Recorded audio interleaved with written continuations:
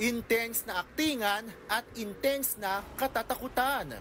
Yan daw ang aasahan sa MMFF entry na Espantaho sa direksyon ng Master Director na si Chito S. Ronyo. Kaya excited na ang bida ng pelikula na si Judy Ann Santos, lalo't umaatikabo ang mga eksena kasamang iba pang premyadong artista. More than yung pressure, mas yung excitement kasi ang sarap gawin itong pelikulang to. Hindi ako ni walang halong biro. Yes, it is tiring, napaka-emotional niyang pelikula.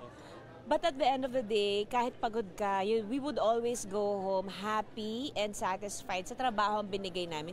Ang Grand Slam Best Actress na si Lona Tolentino, gaganap na ina ni Juday sa pelikula, na role dapat ni Vilma Santos. Nagpapasalamat ako. Siyempre, sabi nga ni Ate V, nung nalaman niya na ako, papasalamat talaga ako kasi pasalamat ako sa kanya. Tapos sabi niya, ay nako, sabi niya, perfect choice.